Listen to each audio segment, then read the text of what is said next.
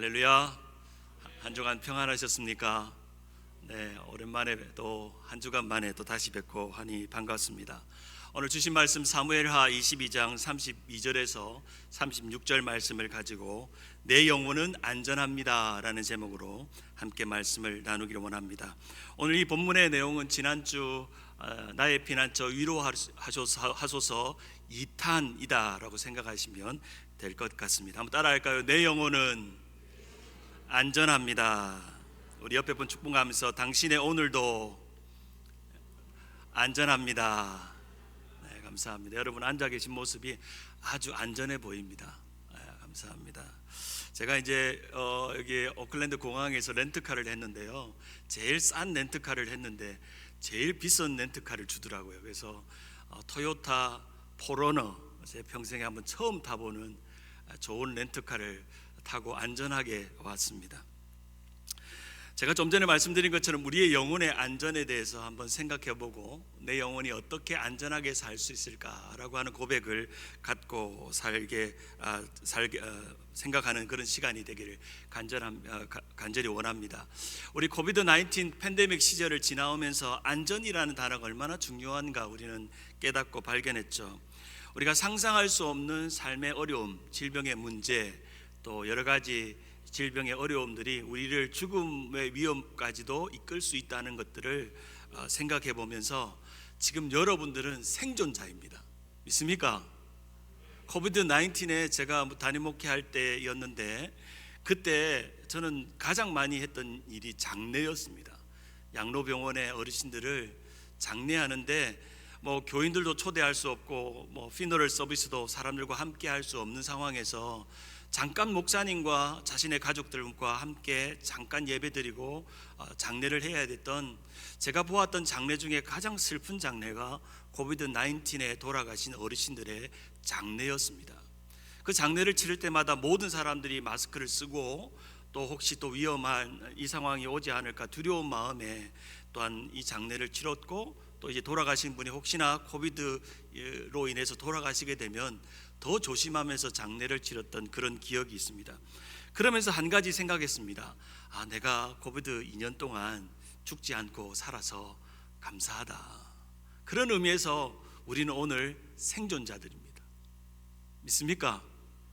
얼마나 감사합니까? 이렇게 코비드 2년 팬데믹이 지나고 이렇게 건강하게 예배당에 오고 또 마스크 없이도 예배드릴 수 있는 것이 얼마나 기쁘고 감사한지 그런 생각을 합니다. 오래전에 한국에 버스를 탈 때마다 버스 기사 운전석 옆에는 이 그림이 있었습니다. 한번 보여주실까요? 이 그림이 항상 버스 운전사 앞에 백밀러 바로 밑에 이 그림이 있었습니다. 한 소년의 이쁜 기도선과 함께 안전운전 오늘도 무사히라는 이런 그림이 있었죠. 하얀 잠옷을 입은 참 이쁘게 생긴 아이가 두 손 모아서 운전사에 오늘도 안전하게 지켜달라고 하는 이 그림, 원래 이 그림의 제목은 기도하는 어린 사무엘입니다. 18세기 영국의 초상화 화가였던 조슈아 레이놀즈가 그린 그런 그림이죠. 우리는 흔히 운전사의 그림이라고 또 안전제의를 생각하는 그림이라고 생각하는, 마치 운전하는 사람들의 부적과 같이 생각했던 그림이지만 원래 이 그림을 그린 조슈아 레이놀즈는 영국의 18세기에 상류층들의 초상화를 그리던 사람이었습니다. 원래 레이놀즈는 가난한 집안에 그림 실력이 있었던 한 사람이었고, 우연히 상류층에 있는 어떤 백작의 그림을, 초상화를 그려주다가 그 초상화가 인기를 끌면서 유명한 화가가 되었던 사람이었고, 그 결과 많은 사람들이 이 레이놀즈에게 자신의 초상화를 그리기 위해서 줄을 서서 몇 년을 기다리면서 초상화를 그린 아주 성공적인 화가로 돈도 많이 버는 사람이었습니다. 결국에는 그는 영국 왕립예술원의 초대 원장도 되었고, 또 조지 3세에 의해서 기사 자격을 받기까지 상당히 가난했던 집안의 한 사람이 그림을 잘 그려서 상류층이 되는 그런 인생의 경험을 겪었습니다.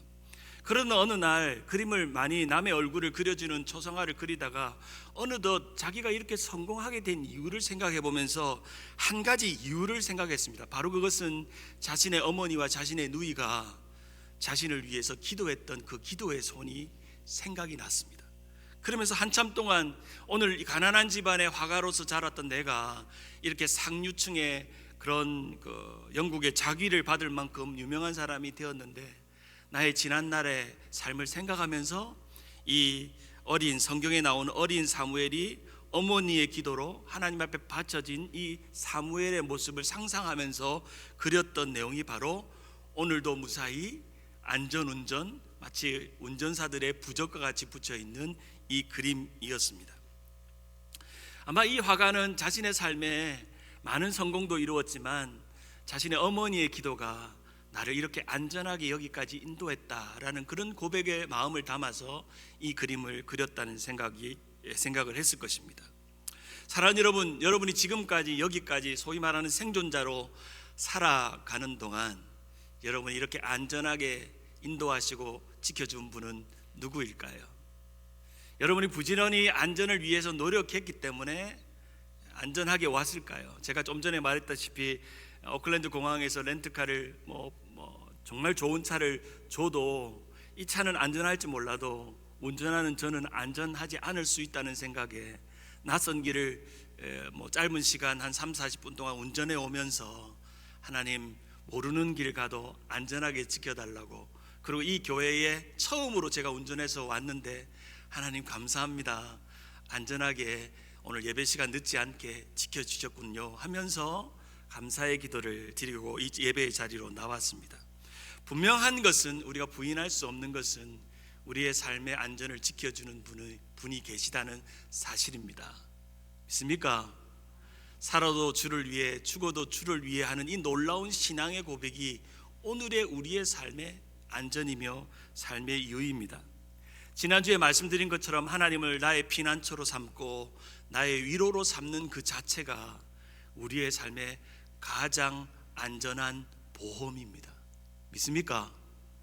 우리의 삶의 가장 좋은 인슈런스는 천지 만물을 지으시고 모든 생사 화복을 주관하시고 시작과 끝을 붙잡고 계시고 인생의 축복과 모든 삶을 지키시는 내 인생의 뒤편에서, 때로는 내 앞에서, 내 옆에서, 나의 위에서 나와 함께 하시는 임마누엘 되시는 여호와 이레 되시는 그분이 나의 유일한 안전이라는 사실입니다. 기독교 신앙에서 중요한 교리문답 두 가지가 있는데, 하나는 웨스트민스터 소교리문답이고 하나는 하이델베르그 교리문답입니다. 아마 많은 분들이 웨스트민스터 소교리문답의 첫 문항의 질문은 아실 겁니다. 그 질문은 사람의 제일된 목적은 무엇입니까? 라고 하는 질문입니다. 여러분, 사람의 제일된 목적이 뭔가요? 우리 장로님 대답하셨어요.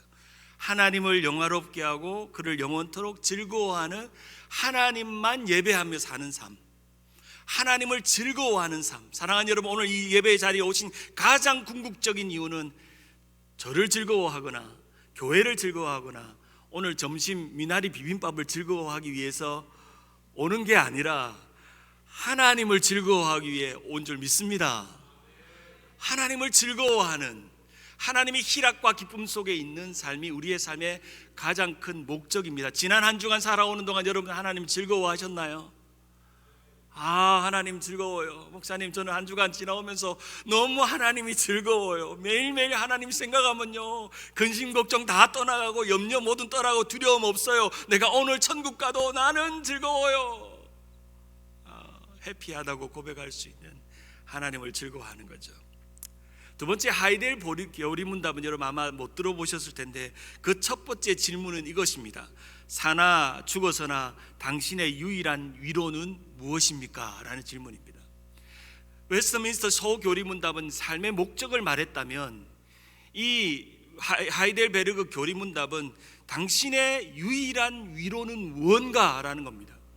사랑하는 여러분, 한번 생각해 보세요. 지난 한 주간 아니면 여러분의 인생을 통틀어서 여러분의 유일한 위로가 뭐였는지, 돈이었는지, 아니면 이민 와서 성공한 건지, 이제 자리 잡고 집도 한 비싼 집 사가지고 방도 한 5칸짜리, 화장실도 3개짜리, 차도 종류별로 다 타면서 즐겁게 사는 게 나의 위로인지, 아니면 내 뱅크 어카운트에 내가 쓸 만큼의 돈이 다 채워진 것이 나의 위로인지, 아니면 자식 새끼들 잘 키워가지고 좋은 대학 나와서 이제 남들이 자식들 어떻게 됐냐고 물어보면 우리 아들은 버클리 나오고 유명한 직장에서 좋은 직업으로 밀리언 벌면서 살고 있다는 게 위로인지, 우리의 삶의 위로가 무엇인지. 이 하이델베르그 교리문답 1문항에는 그 답을 이렇게 말하고 있습니다. 살아서나 죽어서나 나는 나의 것이 아니요 몸도 영혼도 나의 신실한 구주 예수 그리스도의 것입니다. 그리스도께서는 그의 보혈로 나의 모든 죄값을 완전히 치르시고 나를 마귀의 모든 권세에서 해방하셨습니다. 믿습니까? 두 번째로, 또한 하늘에 계신 나의 아버지의 뜻이 아니면 머리털 하나도 땅에 떨어지지 않도록 나를 보호하시며 참으로 모든 것이 합력하여 나의 구원을 이루도록 하십니다. 믿습니까?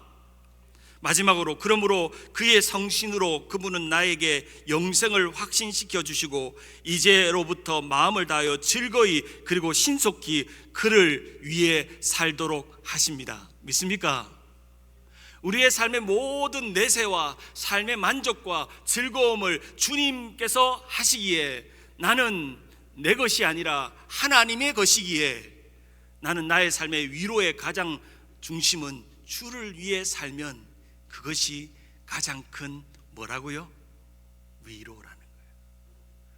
이 세상의 가장 큰 위로는 내가 주를 위해 살고 있으면, 삶의 어떤 고난과 역경과 문제와 난건과 근심과 답답함과 마음의 우울함이 찾아와도 내가 좀 힘들지만 그래도 나는 주님을 위해서 조금이라도 보탬이 되고 살려고 해. 그 마음이 드는 순간 그게 위로라는 거예요. 믿습니까? 그게 위로라는 거예요. 세상의 어떤 것들이 위로가 아니라 바로 우리의 삶의 육체적인 안전도 중요하지만 우리의 영혼의 안전은 우리의 삶의 목적 하나님을 즐거워하는 것과 우리의 삶의 위로, 내가 주님을 위해 내 것이 아니지만 주님의 것으로 여기고 주를 위해 조금 보태며 살아가는 그것을 깨닫는 것, 그게 우리의 삶의 위로라는 겁니다. 여러분의 인생이 끝났습니까? 아직까지 끝나지 않았죠. 하나님께서 살려주셔서 지금 여기까지 달려가고 있습니다. 우리의 남은 인생이 얼마 남았는지는 아무도 알 수 없습니다. 10년이 남았는지 5년이 남았는지 20년이 남았는지, 나는 아직 젊어서 아직 훨씬 더 길게 남았는지 알 수 없지만, 유명한 뉴욕 양키즈의 포수였던 요기베라의 말처럼 끝날 때까지 끝난 것이 아니다. 우리의 신앙 여정도 마찬가지입니다. 이만큼 우리가 신앙생활하고 믿음생활을 지키고 있다고 해서 끝난 것이 아닙니다. 아직도 한참 남았습니다. 옆에 분에게 축복합시다. 당신의 신앙 아직도 한참 남았습니다. 시작. 나 이 정도 30년 예수 믿고 은혜의 빛 장로교회 30년 다녔으면 이제 됐다가 아니라는 거예요. 아직까지도 남았다는 겁니다. 믿음의 경주는 여전히 계속 가고 있는 것이죠. 우리가 우리의 삶을 살아가는 가운데 우리가 지금 어디쯤 와 있는지 생각해보고, 지난날 하나님이 나의 삶을 어떻게 하나님의 목적과 위로에 맞게끔 내 삶을 인도했는지를 생각해 보아야 합니다. 그러나 오늘 우리가 살아가는 오늘의 현실은 너무나도 불안하고 두렵습니다. 아직도 많이 남은 것 같습니다. 그 남은 생애가 불안합니다. 불안하죠. 여러분의 남은 생애가 어떻게 마무리가 될지, 지금 이대로 깨끗한 모습으로 마무리가 될지, 아니면 병들고 약하고 힘들고 고난을 만나서 넘어지기도 하고 쓰러질까 하는 불안의 연속입니다. 20세기 심리학자 폴 트루니에는 우리 인간의 삶과 삶의 자리를 중간지대의 불안 가운데 있다고 말합니다. 중간지대, 여기서 저기로 가는 중간지대, 태생과 영생으로 가는 중간지대.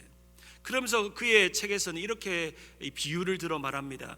서커스 하는 사람이 공중근해를 할 때 반대쪽에서 오는 그네 막대기를 잡기 위해서 한쪽 그네를 타이밍을 맞춰서 탁 놓고 반대쪽 그네를 잡듯이 그 짧은 순간 불안감을 느끼지만 믿음으로 반대쪽 막대기를 잡듯이 우리의 지금의 인생은 중간지대에 있는 불안함 속에 있다는 것입니다.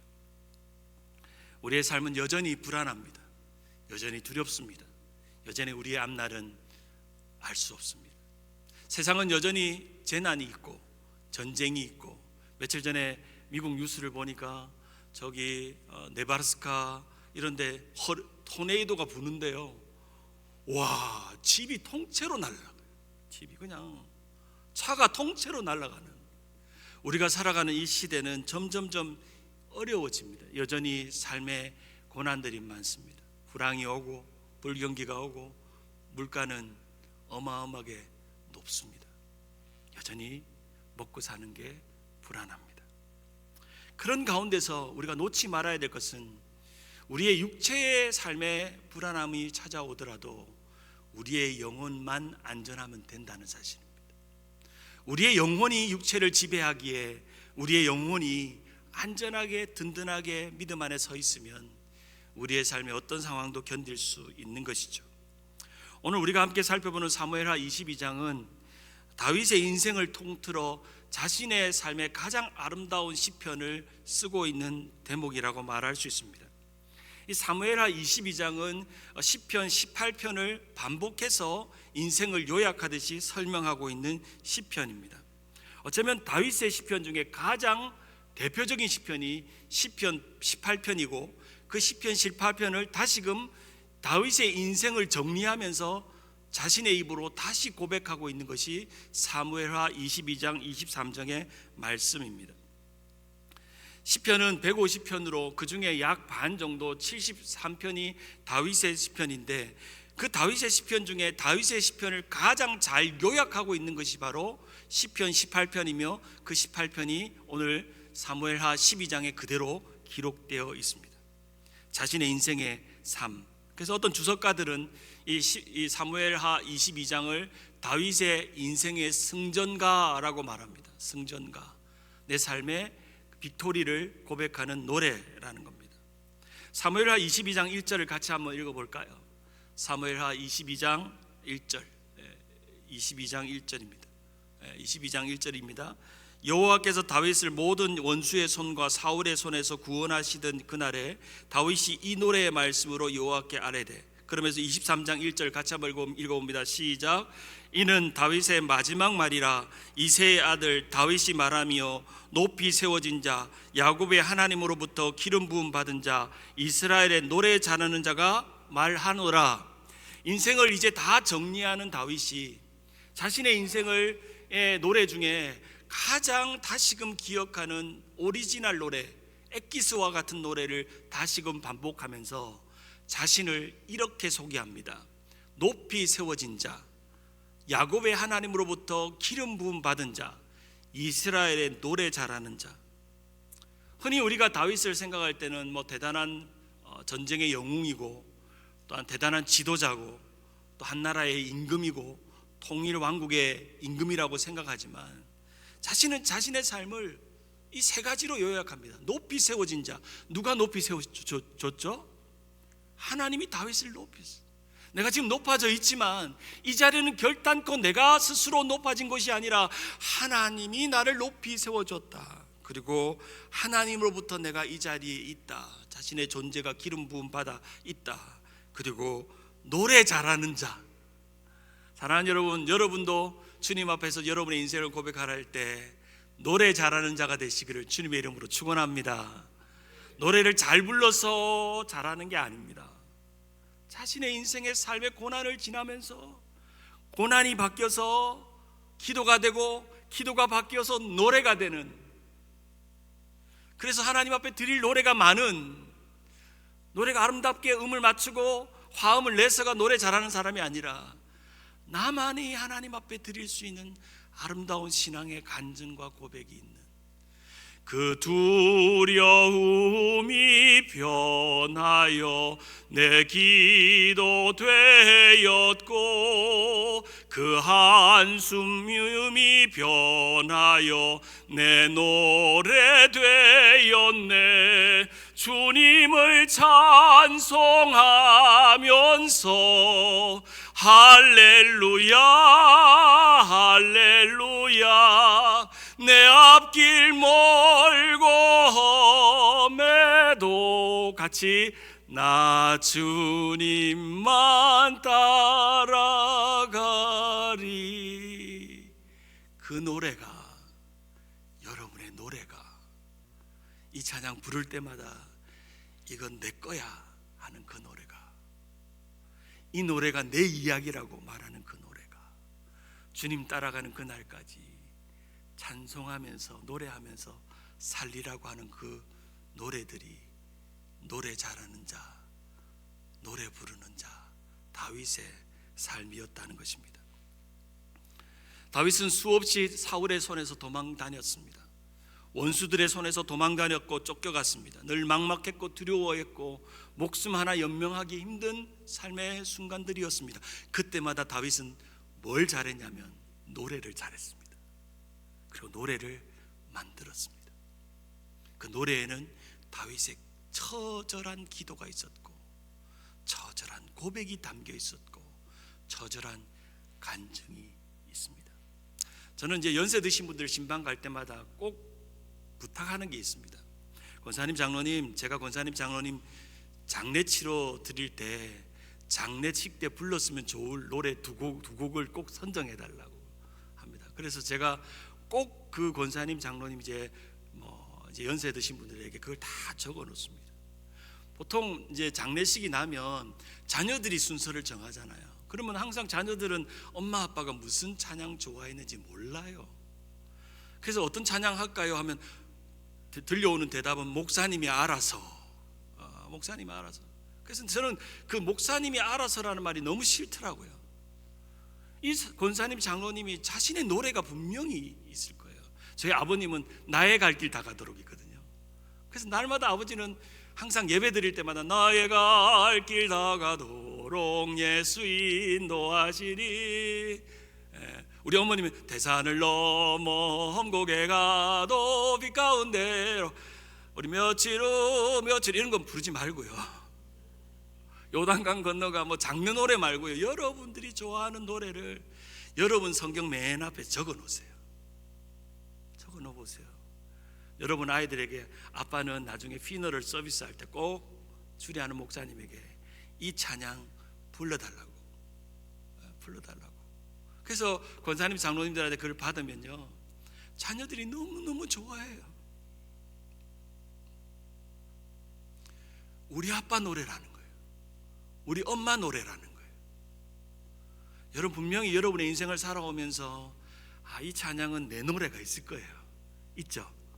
여러분의 18번이 있잖아요.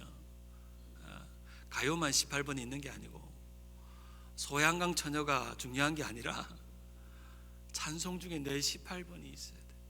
하루에 한 번씩 부를 수 있는. 그리고 내 자녀도 한 번은 아이들하고 땡스기빙 이런 날 모이면요, 아빠가 노래 한번 부르면 안 되겠냐 하면서, 2세 아이들은 찬송가 모르잖아요. 매번 불러줘 보세요. 우리 아빠는 이 찬양 너무 좋아하면서. 저는 저희 아버님 어머님이 항상 한국에 가면 가족 예배 저랑 얘기 드리면 엄마 좋아하는 노래 불러요. 한 시간 불러요. 엄마가 다 성경책에 동그라미, 찬송가에 동그라미 쳐놨어. 그럼 앉아서 1시간 동안 저랑 제 아내랑 앉아가지고 그 찬송만 부르는 거예요. 그러면 눈물 받아요. 인생을 살아오면서 삶의 어려운 시간 속에서, 지난주에 설교한 울어도 못하네, 그래서 제가 알았잖아요. 그 찬양을 우리 엄마가 좋아한다는 거. 제가 어머님이 이 교회 영상을 보냈더니 또 내 이야기 했더만 하더라고요. 그래서 어머니 생각나서 했어요. 우리의 인생에 삶의 많은 어려운 순간이 기도가 되고, 기도가 노래가 되면 여러분이 다윗이 됩니다. 믿습니까? 여러분이 다윗이 되는 거예요. 다윗은 알았습니다. 왕궁에도 있어 보았고요, 또 광야에도 있어 보았고요, 숨어 다니면서 동굴에도 있어 보았지만 어느 곳에도 안전을 확보할 수는 없었다는 걸 깨달았습니다. 그런데 분명한 것은 내가 하나님 안에서 내 영혼이 안전할 수 있다는 것을 깨달았습니다. 탁월한 영성가인 유진 피터스는 이 다윗의 인생을 이렇게 표현합니다. 현실에 뿌리 박은 영성, 그리고 벽을 뛰어넘은 사람이라고 말합니다. 현실에서 벽을 뛰어넘는 사람이라는 거예요. 실제로 사무엘하 22장 30절에 보면 이런 구절이 있습니다. 내가 주를 의뢰하고 적진으로 달리며 내 하나님을 의지하여 성벽을 뛰어넘나니, 하나님을 의지해서 내가 어떤 전쟁과 어려움 속에서도 성벽을 뛰어넘었다는 거예요. 이 성벽이라는 것은 무엇을 상징하냐면 고난을 상징해요. 고통을 상징해요. 내 앞에 난관을 상징해요. 걸림돌을 상징해요. 그걸 뛰어넘었다는 거예요. 사랑하는 여러분, 고난을 뛰어넘으시기를 바랍니다. 주님을 의지하고 주님 손 붙들고 뛰어넘는 것이죠. 현실의 장벽을 뛰어넘는 것입니다. 끊임없이 사울이 추격해 올 때도 그는 곳곳을 피하면서 온몸이 상처투성이요 옷은 누더기같이 되어서 헉헉거리며 도망다녔지만 그때마다 하나님은 자신을 지켜주셨다고 고백합니다.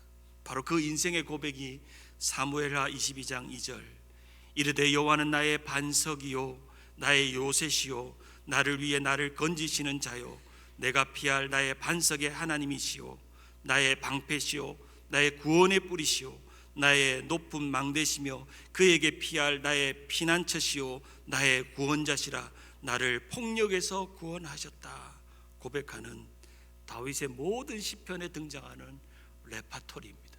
주는 나의 반석, 요새, 피할 바위, 구원의 뿔, 나의 피난처 고백하고 있는 것이죠. 그러면서 사무엘하 22장 4절에 우리 같이 한번 읽어볼까요? 22장 4절 시작. 내가 찬송받으실 여호와께 아뢰니니 내 원수들에게서 구원을 받으리로다. 사망의 물결이 나를 애우고 불의의 창수가 나를 두렵게 하였으며 6절에 수월의 줄이 나를 두르고 사망의 올무가 내게 이르렀도다. 내가 환난 중에 여호와께 아뢰며 나의 하나님께 아뢰었더니 그가 그의 성산에서 내 소리를 들으시며 나의 부르짖음이 그의 귀에 들렸도다. 여러분, 이 말씀을 믿으세요? 우리의 삶이 때로는 죽음의 물결, 파멸의 파도, 수월의 죽음, 수월의 줄, 죽음의 덫에 걸린다 할지라도 내가 이 환난 중에 주님 앞에 부르짖었더니 내 소리를 주께서 들으셨다 고백한다는 것입니다. 한 번은 이슬람 선교하는 선교사님이 계셨습니다. 아프간이나 또 탈레반 선교를 하셨던 선교사님이 선교를 잘 마치고 고향 한국으로 돌아와서 어떤 기독신문 기자와 인터뷰를 했습니다. 선교사님, 너무나도 위험한 지역에서 남들이 가기도 힘든 곳에도 약 10년 동안 계셨는데 거기에 신학교도 세우시고 교회도 세우시고 정말 숨어서 예배도 드리고 죽음과 순교의 위협이 많은데도 선교사님은 너무나도 두려움 없이 그 땅에서 선교를 너무 잘하셨습니다. 그런데 선교사님이 그 위험한 선교지에서 선교하는 동안 가장 두려웠던 적은 언제입니까? 라고 질문을 했습니다. 선교사님이 한참을 눈을 감고 생각하더니, 기자님, 제가 가장 두려웠던 것은 위험한 텔레반이 내 눈앞에 있는 것도 아니고 또 두려움의 총칼도 나를 위험하게 만든 것도 아닌 내가 어느 순간 내게서 하나님의 임재가 떠나고 하나님의 은혜가 식어졌구나 느낄 때가 가장 두려웠습니다. 하나님의 은혜가 내게서 떠나갔구나, 하나님 은혜가 내게서 식어졌구나 하는 게 가장 두려웠습니다. 그 선교지에서 가장 잘한 일은 은혜 안에서 미끄러지지 않으려고 은혜를 붙잡았다는 겁니다. 그 두려운 밤을 지나면서도 발각되고 또 핍박당하고 순교당하고 잡혀갈 수도 있는데도 불구하고 하나님, 오늘도 은혜를 주세요. 오늘 이 상황에서 두려움을 견딜 수 있는 은혜를 주세요. 위험한 곳에서 복음을 전할 수 있는 용기를 주시고 사람을 붙여주세요. 사람에 대한 두려움보다는 하나님을 두려워하는 마음 주세요. 매일매일 기도하면서 그 두려움을 떨쳐내고 은혜를 붙잡았다 하는 말씀의 인터뷰를 본 적이 있습니다. 우리가 지금 살아있는 이유와 살아갈 이유는 바로 하나님 안에 참다운 안전이 있기 때문입니다. 주님이 나의 삶의 가장 귀한 안전입니다. 사무엘하 22장 32절에 이렇게 고백합니다. 다윗은 여호와 외에 누가 하나님이며 우리 하나님 외에 누가 반석이냐. 하나님은 나의 견고한 요새시며 나를 안전한 곳으로 인도하시며. 아멘. 다윗은 여호와 야훼 외에는 누가 하나님이고 내가 믿는 그 하나님 야훼 하나님 외에는 내 삶을 안전하게 지켜주시고 보호하시는 반석이 어디 있느냐? 없다는 거예요. 내가 인생을 잘 살고 할 때 신하들도 나를 섬기고 또 나의 왕국에서 내가 평안하게 지낼 수 있었지만 돌아보면 결코 그게 나의 안전이 아니었다는 겁니다. 여기 사무엘하 22장 32절 33절에 보면 하나님의 이름이 세 개로 등장합니다. 첫째는 엘이요, 두 번째는 야훼요, 세 번째는 엘로힘입니다. 이 짧은 구절에 하나님을 설명하면서 세 가지 단어로 설명합니다. 따라할까요? 엘, 야훼, 엘로힘. 엘이라는 것은 신적인 존재를 의미합니다. 소위 말하는 가시죠. 신적인 존재. 이 야훼, 엘로힘은 그 신적인 존재인 하나님이 능치 못함이 없는 전능하신 하나님임을 의미합니다. 그리고 야훼는 그 신적인 존재인 엘이 전능하신 능력도 가진 엘로힘이시면서 그리고 야훼는 우리와 관계하시는, 이 세상의 모든 피조물 중에서 오직 우리만 지켜주시는, 오직 우리만 사랑하시는, 오직 우리만 돌보시는 그 야훼가 나의 엘이라는 겁니다. 그리고 그 야훼 엘 하나님이 모든 능치 못함이 없는 엘로힘이라는 겁니다. 그래서 야훼 외에 누가 엘이며 우리 엘로힘 외에 누가 반석이냐. 나의 엘은 나의 견고한 요새시며 나를 안전한 것으로 인도하신다라고 고백합니다. 그런데 여기서 안전하다는 단어가 재밌는 단어입니다. 소위 말하는 우리가 안전하다고 한국어로 번역되어 있으니까 safety 뭐 이렇게 안전한 그런 의미인데 실제로 히브리어 의미는 complete, 완전함을 의미합니다. 정확하게 번역하면 하나님은 나의 견고한 요새시며 나를 온전한 곳으로 인도하시도다라는 말이 정확한 번역입니다. 여기 안전함이라고 표현된 이 온전함으로 좀 바꿀 수 있는 이 탐임이라는 단어는 제사를 드릴 때 제사의 제물이 흠이 없는 상태를 말합니다. 흠이 없는 상태, 나를 흠없게 하시는 상태가 바로 이 온전함입니다. 자, 그러면 여기서 우리가 한 가지 분명한 사실을 알 수 있습니다.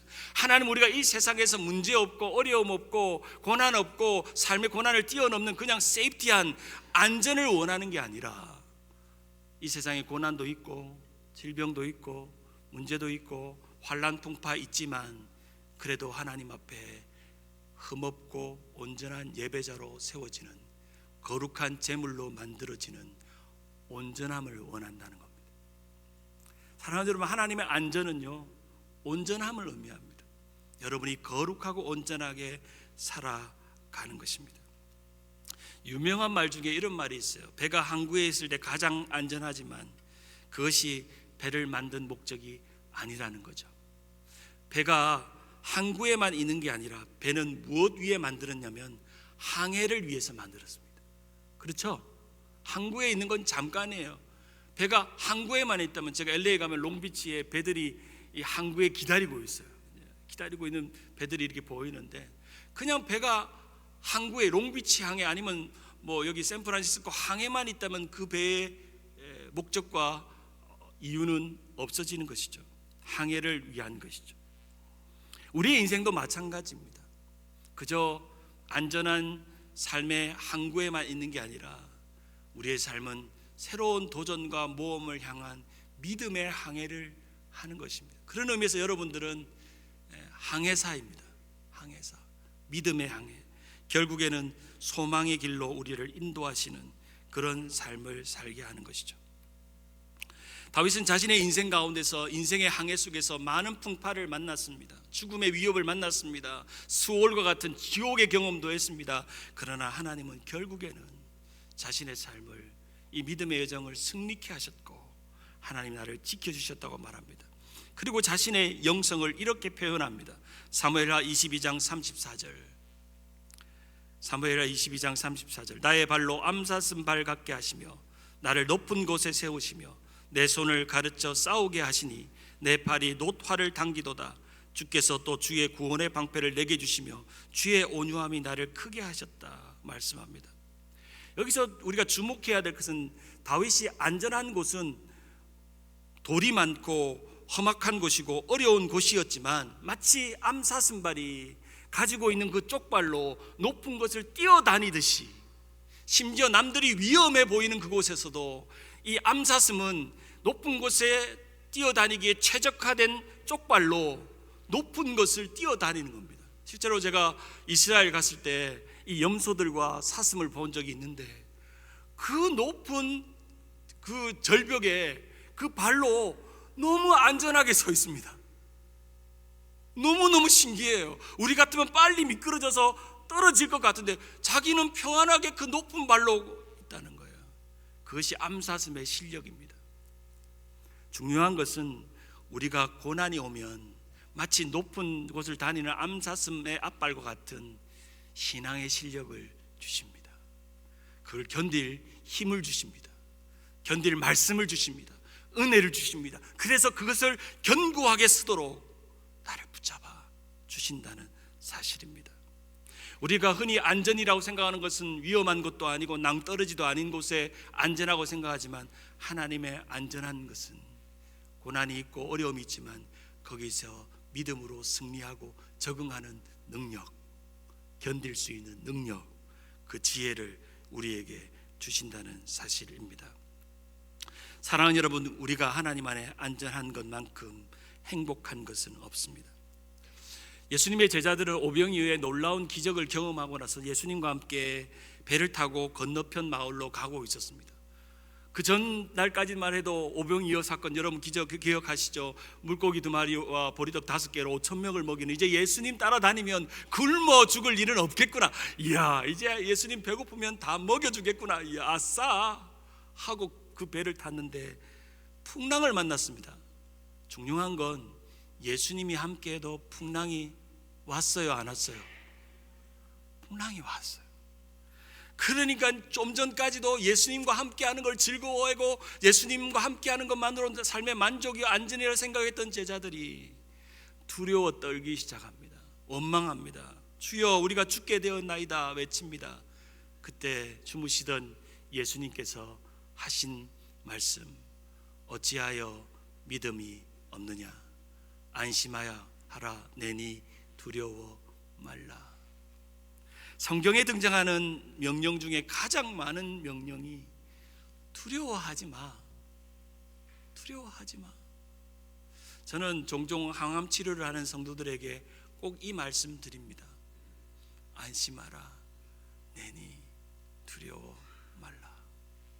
수술실에 들어가면서 꼭 기도해드리면서, 권사님 암에 걸려서 참 많이 당황스럽고 힘드시겠지만 주님이 이 병실에, 이 수술실에 함께 하시는 것 믿으시죠?